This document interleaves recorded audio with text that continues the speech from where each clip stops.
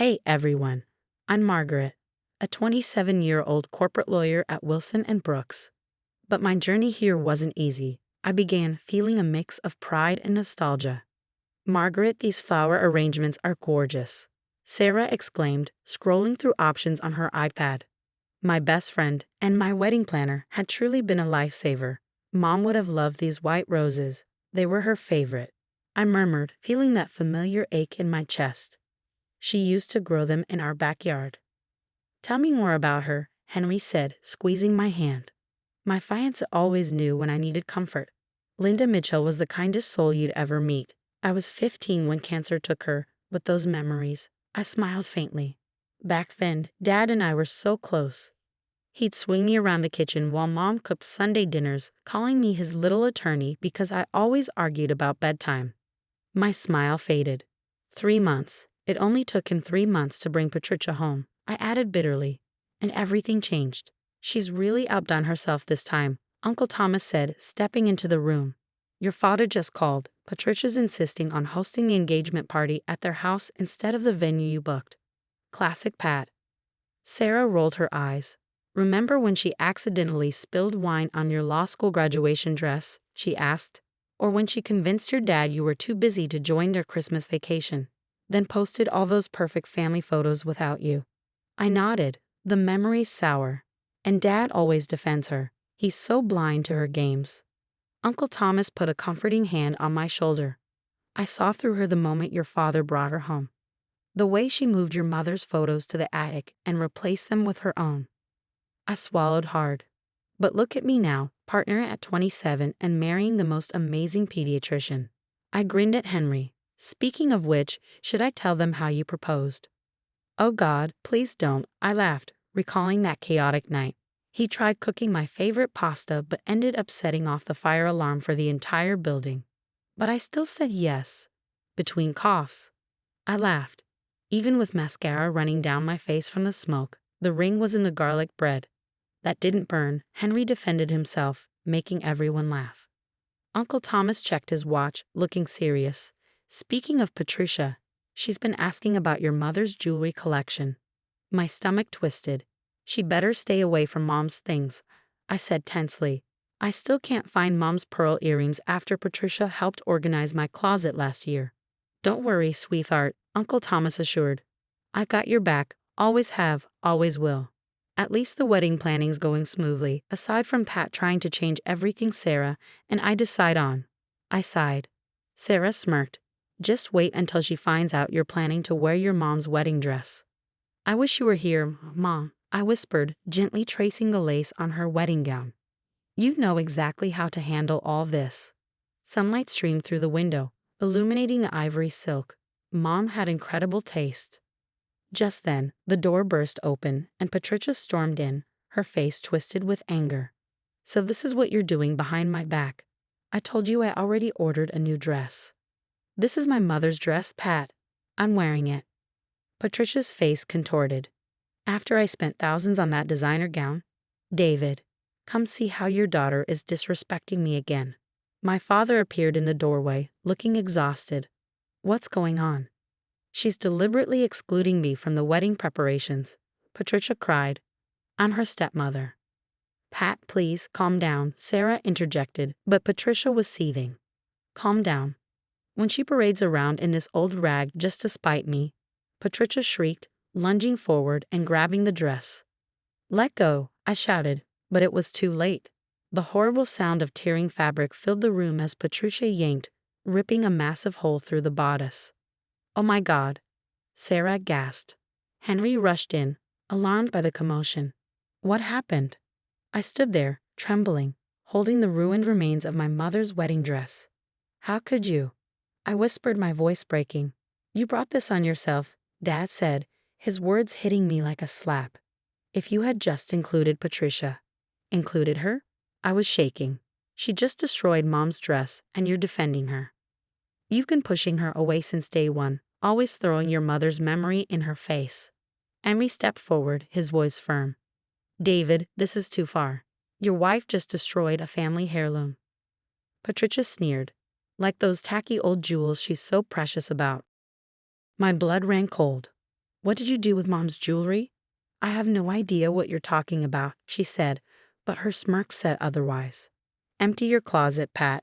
Now, Uncle Thomas's commanding voice cut through the room, and we all turned. He stood in the doorway, fury radiating from him. You have no right. I have every right, Uncle Thomas said. That jewelry collection belongs to Margaret. It was in Linda's will, Uncle Thomas reminded them, his tone icy. This is my house, Dad argued, his face darkening, and those are my mother's things. He glared at me as if I was the intruder. What else has she taken? I demanded, my voice shaking. Check the pawn shops, Sarah whispered. Bet that's where Mom's pearl earrings went. Get out of my house, Patricia shrieked. Gladly, but this isn't over, I shot back, turning toward the door. Don't you dare walk out, Dad yelled after me. Or what, Dad? I replied, my voice cold. You'll blame me for that too.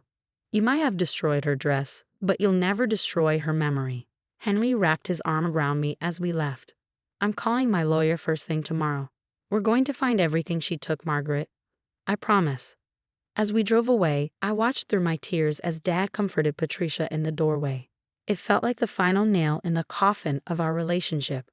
2 weeks later, Sarah spread a series of files across my dining room table. 3 previous marriages, all to wealthy men.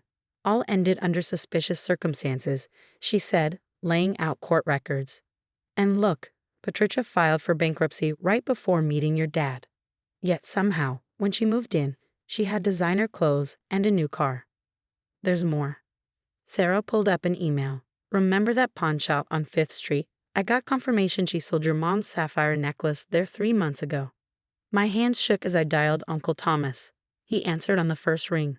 Already at the jewelry store. The owner remembers her well. She's been selling pieces for years. I'm getting security footage. My phone buzzed with a message from my cousin Amy. Margaret, Pat's telling everyone you're lying about the dress incident because you're jealous of her and Uncle David's relationship. Sarah shook her head. Classic manipulation. But wait until they see this. She showed me a Facebook post from 2015. There was Patricia sitting with Dad at a cafe.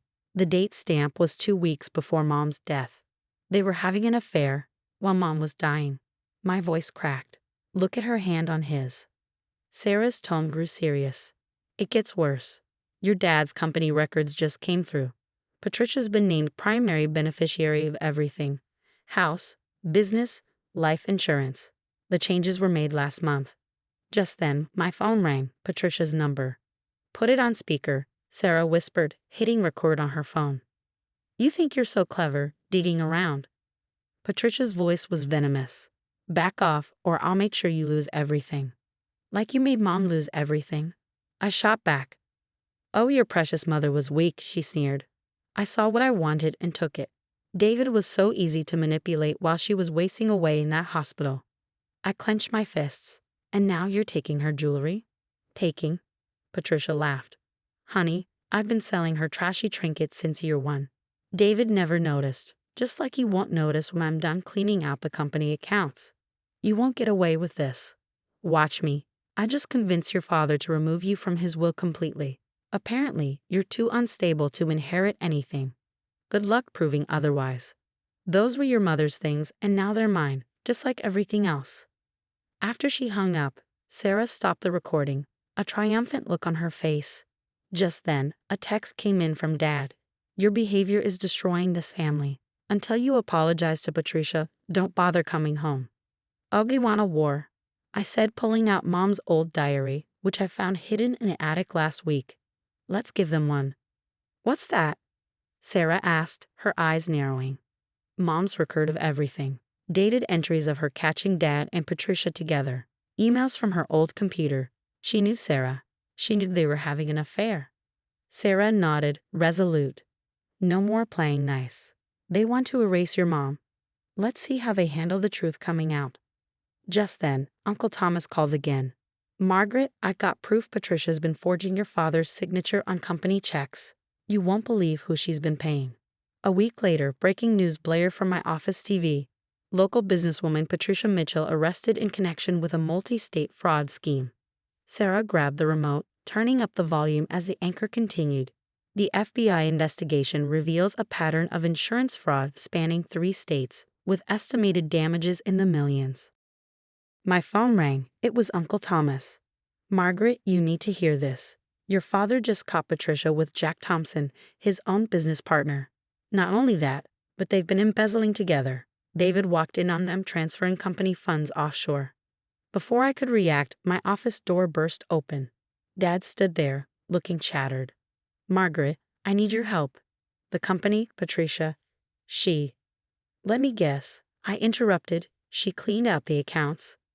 Dad's face crumbled. How did you? The same way she did with her last 3 husbands. Remember Robert Kane? He's been building a case against her for years. He reached out to me last month.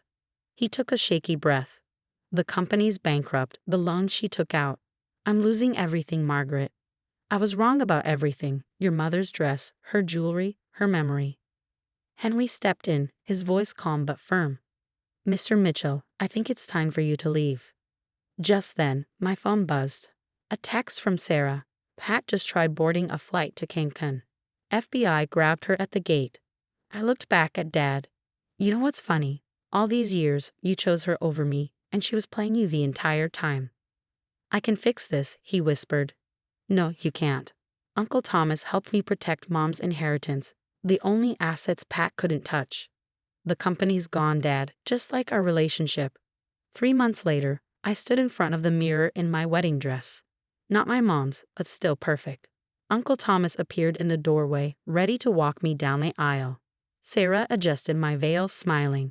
Pat's sentencing is tomorrow. 20 years minimum. And Dad? He was living with his sister, asking if he could still be a part of the wedding. But some bridges can't be rebuilt.